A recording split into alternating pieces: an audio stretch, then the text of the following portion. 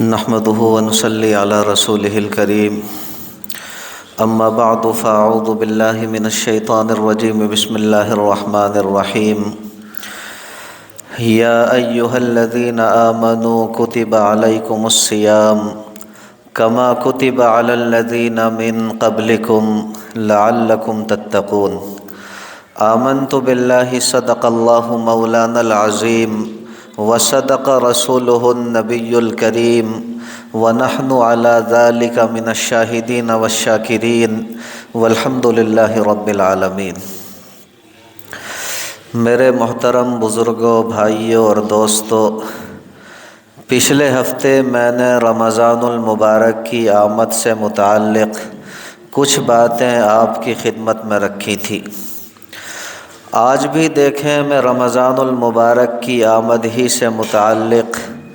اپنے اکابر سے سیکھی گئی مزید باتیں آپ کی خدمت میں رکھوں گا۔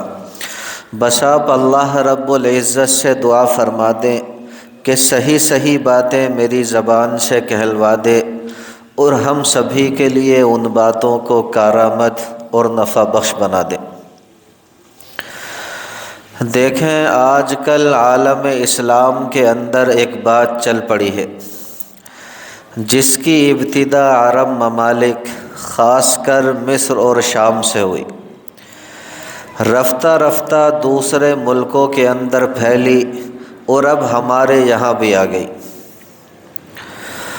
وہ یہ کہ آپ نے دیکھا ہوگا کہ رمضان المبارک کے شروع ہونے سے پہلے کچھ محفلیں منعقد کی جاتی ہیں جن کا نام محفل استقبال رمضان رکھا جاتا ہے،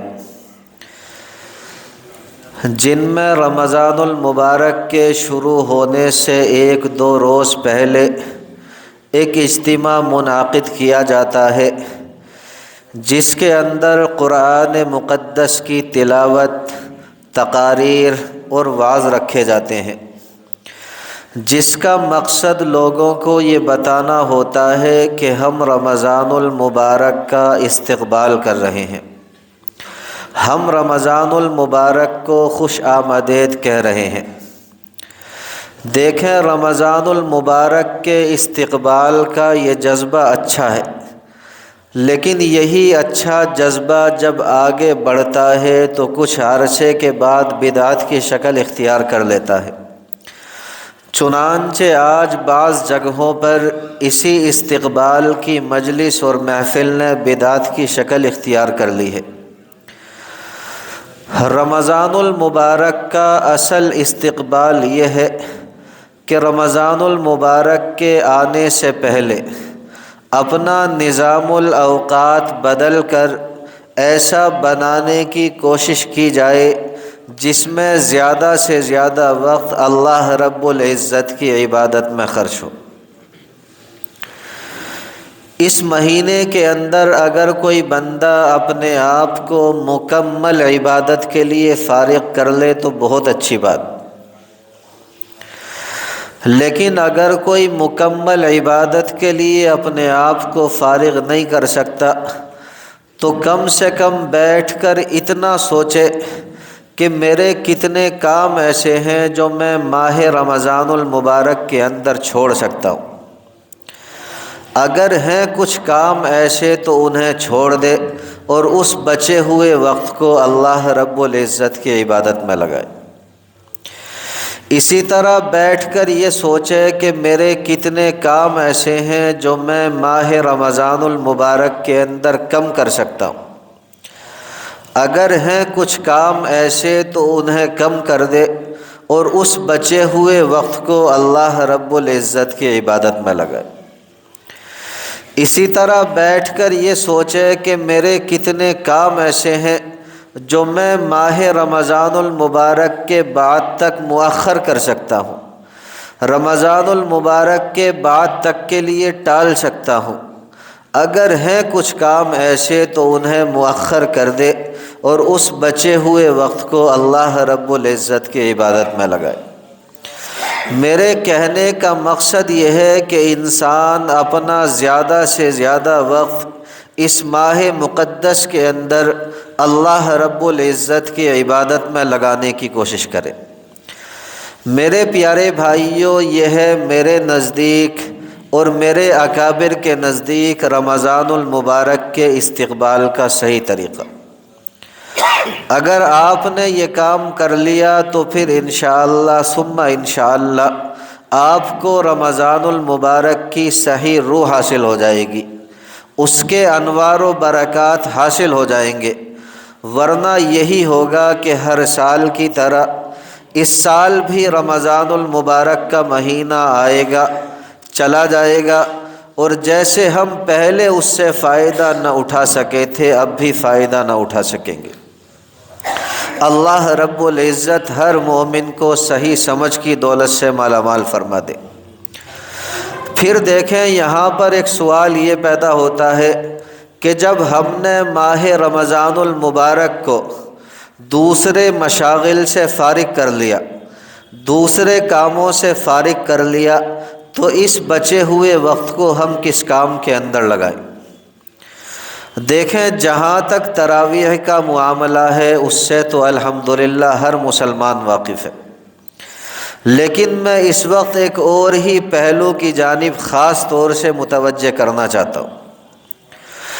وہ یہ کہ دیکھیں جس کے دل میں ذرہ برابر بھی ایمان ہے، اس کے دل کے اندر رمضان المبارک کا ایک تقدس ہوتا ہے، اس کے دل کے اندر رمضان المبارک کا ایک احترام ہوتا ہے، اس کے دل کے اندر رمضان المبارک کی ایک عظمت ہوتی ہے، جس کی وجہ سے اس کی کوشش یہ ہوتی ہے کہ میں اس ماہ مقدس کے اندر اپنا زیادہ سے زیادہ وقت اللہ رب العزت کی عبادت میں لگاؤں۔ اس ماہ مقدس کے اندر میں اپنے رب کی عبادت خوب کروں۔ یہی وجہ ہے کہ جو لوگ عام دنوں کے اندر 5 وقت کی نمازیں ادا کرنے کے لیے مسجدوں کے اندر آنے سے کتراتے ہیں، ایسے لوگ بھی الحمدللہ ثم الحمدللہ اس ماہ مقدس کے اندر تراویح جیسی لمبی نماز میں روزانہ شریک ہو جاتے۔ یہ سب الحمدللہ ثم الحمدللہ اس ماہ مقدس کی برکت ہے کہ لوگ نمازوں، ذکر و اذکار، تسبیح و تلاوت وغیرہ کے اندر خوب مشغول رہتے ہیں۔ بھائی آگے آ جائیں، یہاں آگے بیٹھ جائیں، اندر آ جائیں، یہاں آ جائیں اندر۔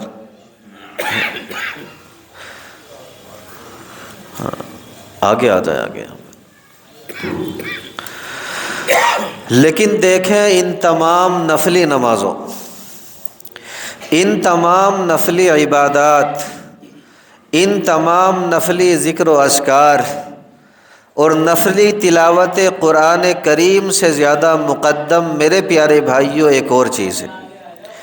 جس کی طرف عام طور سے ہماری توجہ نہیں جاتی، اور وہ ہے میرے پیارے بھائیوں اس ماہ مقدس کو گناہوں سے پاک کر کے گزارنا، کہ اس ماہ مقدس کے اندر ہم سے کوئی گناہ سرزد نہ ہو، اس ماہ مقدس کے اندر ہماری آنکھ نہ بہکے، اس ماہ مقدس کے اندر ہماری نگاہ غلط جگہ پر نہ پڑے، اس ماہ مقدس کے اندر ہمارے کان کوئی غلط بات نہ سنے، اس ماہ مقدس کے اندر ہماری زبان سے کوئی غلط جملہ نہ نکلے۔ یوں کہہ لیجئے کہ اللہ رب العزت کی معصیت سے، اللہ رب العزت کی نافرمانی سے مکمل اجتناب ہو، پرہیز ہو۔ یہ مبارک مہینہ اگر آپ نے اس طرح گزار دیا، پھر چاہے آپ نے میرے پیارے بھائیوں 1 رکعت نفلی نماز نہ پڑھی ہو، آپ نے ذکر و اذکار زیادہ نہ کیا ہو، آپ نے قرآن مقدس کی تلاوت بھی زیادہ نہ کی ہو، لیکن گناہوں سے بچتے ہوئے، اللہ رب العزت کی نافرمانی سے بچتے ہوئے یہ مبارک مہینہ آپ نے گزار دیا، تو پھر آپ یقیناً قابل مبارکباد ہیں اور یہ مہینہ آپ کے لیے مبارک ہے۔ دیکھیں سال کے 11 مہینے ہر قسم کے گناہوں کے اندر مبتلا رہے،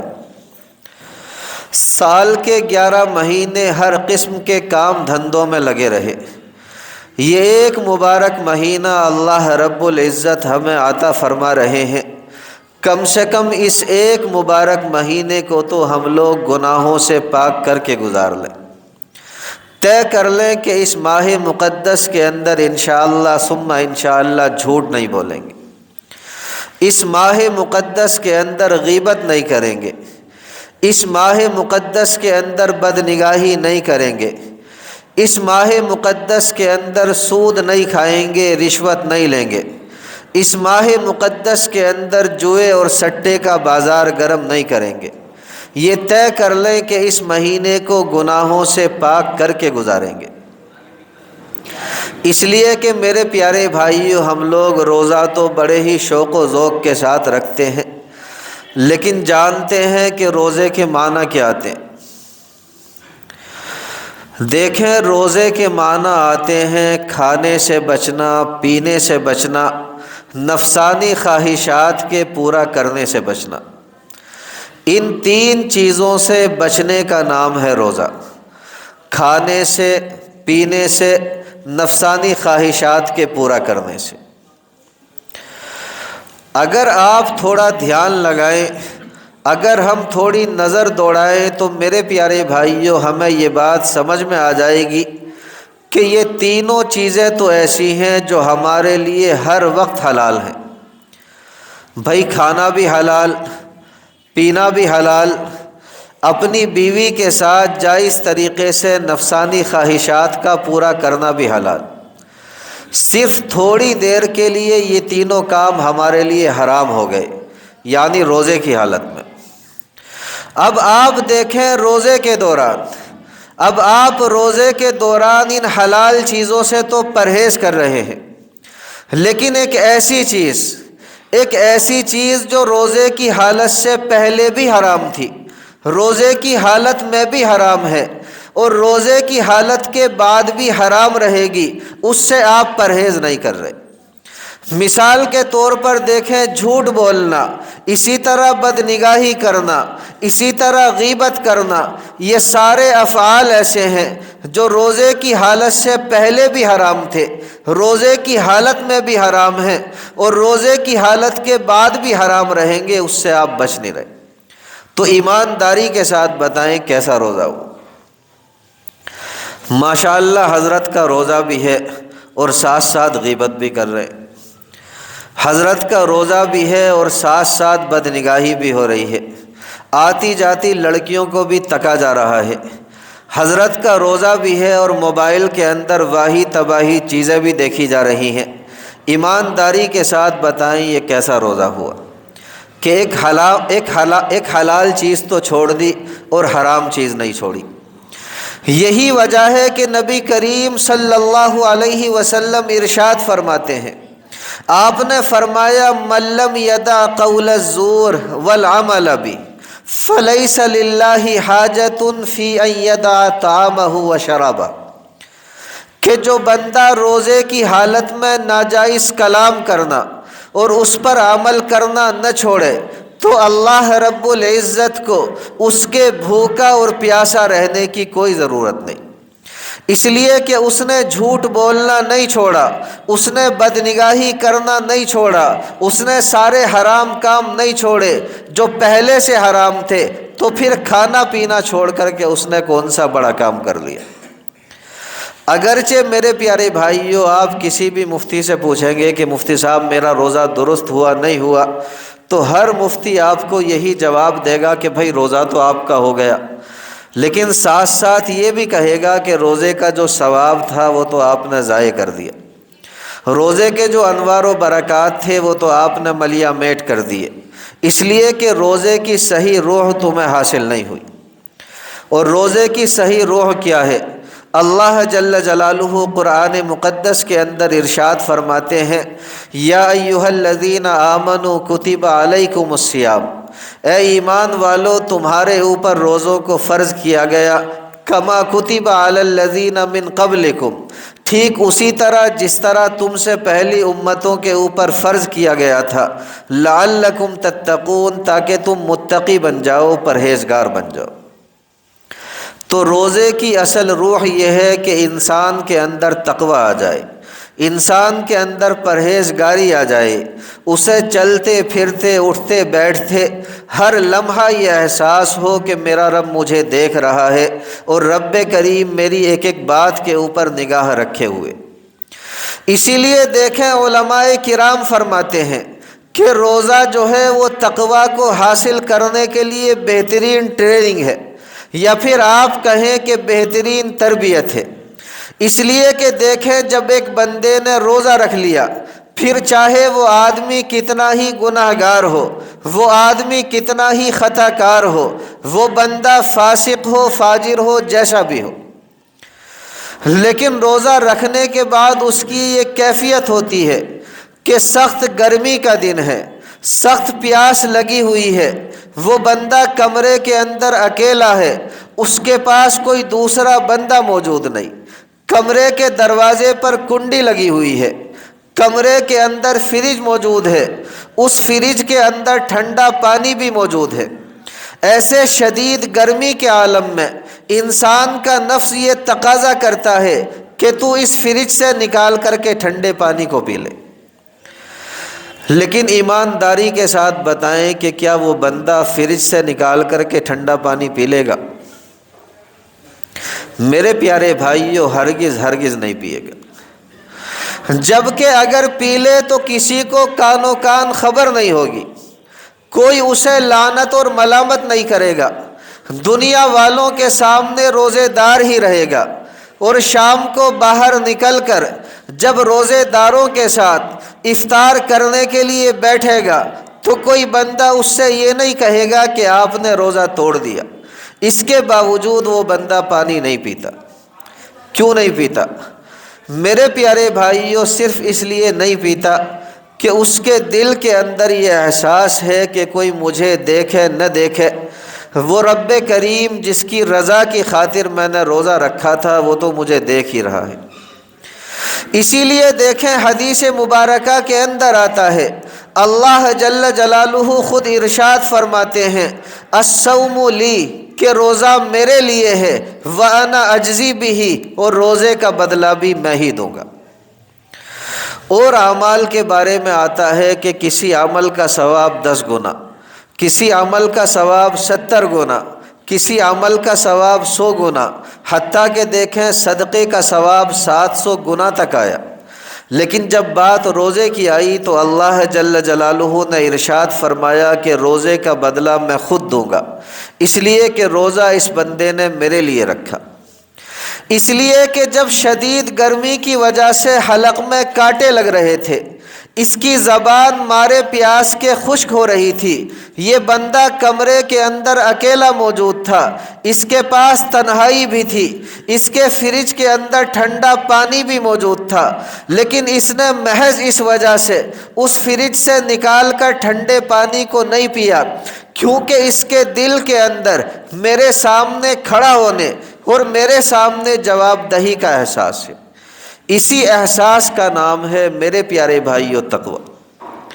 اگر یہ احساس ہمارے دل کے اندر پیدا ہو گیا تو سمجھ لیجئے کہ ہم متقی بن گئے، پرہیزگار بن گئے،